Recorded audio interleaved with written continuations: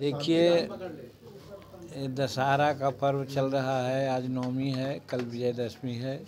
सबसे पहले बिहार वासियों को, देशवासियों को अपने तरफ से, अपने पार्टी की तरफ से और आप लोगों को भी विजयदशमी यानी दशहरा का शुभकामना देते हैं। आप सुख समृद्धि माँ दुर्गा आप लोगों को लावें और राज्य में, देश में शांति का माहौल हो।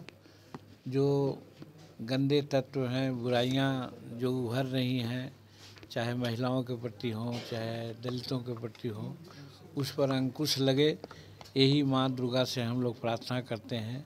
और आप लोगों से भी कहना चाहते हैं कि इन बुराइयों को दूर करने के लिए जिस प्रकार से माँ दुर्गा लड़ी थी, उसी प्रकार से हम सब लोगों को सम्मिलित होकर के लड़ना चाहिए, ताकि देश से और राज्य से बुराइयों का खत्म हो और अच्छाई प्रिवेल करे, जिससे समाज सुख और समृद्धि में रहे।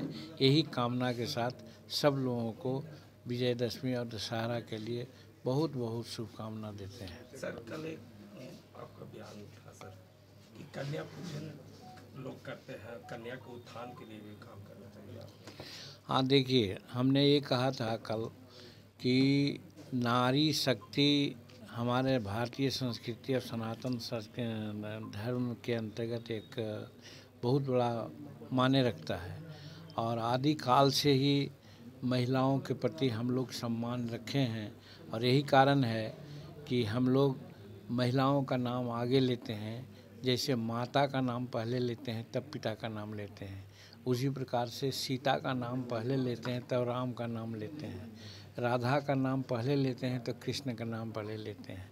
लेकिन बीच में कुछ ऐसी बात आ गई कि कविवर मैथिली शरण गुप्त को कहना पड़ा था कि अबला जीवन हाय तुम्हारी यही कहानी, आंचल में है दूध और आँखों में पानी। यानी अबला बना दिया गया था। वो महिलाएं अबला नहीं है, सबला है, और वो सबला का रूप आज देने की ज़रूरत है। पूजा तो हम करते ही हैं, साथ साथ उसको हम कैसे सबल बनावें, इसकी चिंता करनी चाहिए। इसी के लिए कल हमने कहा गया था कि राष्ट्रपति का बेटा हो या बेटी हो या भंगी का संतान हो, सबको शिक्षा एक समान होनी चाहिए। लेकिन आज गरीबों की बेटियों को, गरीबों के बेटा को आज सरकारी विद्यालय के हवाले किया जाता है, जहाँ पढ़ाई बहुत कम होती है, ख़राब होती है।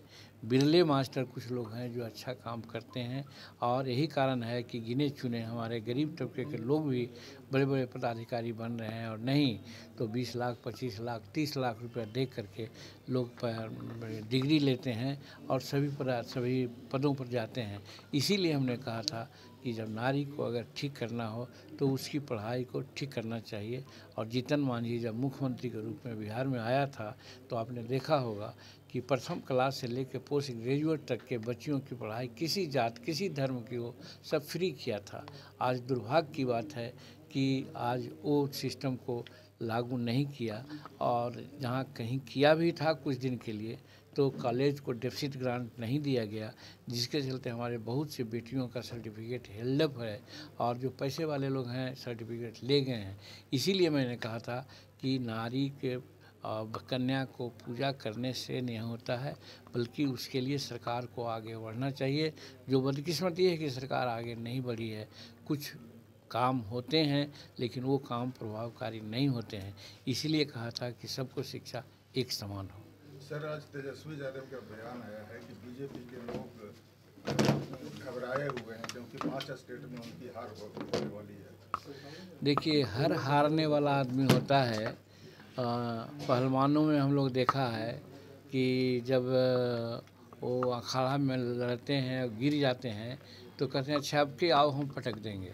तो वही बात इनकी है। कौन बिना पर कहते हैं चले थे चौवे बन करने के लिए, क्या भाई तो भारत का प्रधानमंत्री बनेंगे अमुक आदमी, या सब लोग हम लोग एक हो कर के भाजपा का या एनडीए का हम लोग सामना करेंगे। लेकिन आज स्थिति क्या है, ताश के पत्ते की तरह से सब छितरा गए हैं। तो इस हालत में कैसे वो सोचते हैं, कैसे कहेंगे, तो निश्चित है कि मन बहलाने के लिए, अपने कार्यकर्ताओं को खुश रखने के लिए, मनोबल बढ़ाने के लिए तेजस्वी जी ने ऐसा कहा कि आगे आने वाले जो चुनाव हैं 4 राज्यों का 5 राज्यों का, वहाँ महागठबंधन की सरकार बनेगी। एक गलत झूठी बात है। एकदम जस्ट उल्टी बात यही है कि उन सब राज्यों में एनडीए की सरकार बनेगी, क्योंकि इनका नरेंद्र भाई मोदी जी का कोई विकल्प नहीं है हर क्षेत्र में। इसलिए भारत की जनता आज सोच करके बात कर ली है, समझ ली है कि 2024 और 2025 में एनडीए के गठबंधन के अलावा कोई विकल्प नहीं है।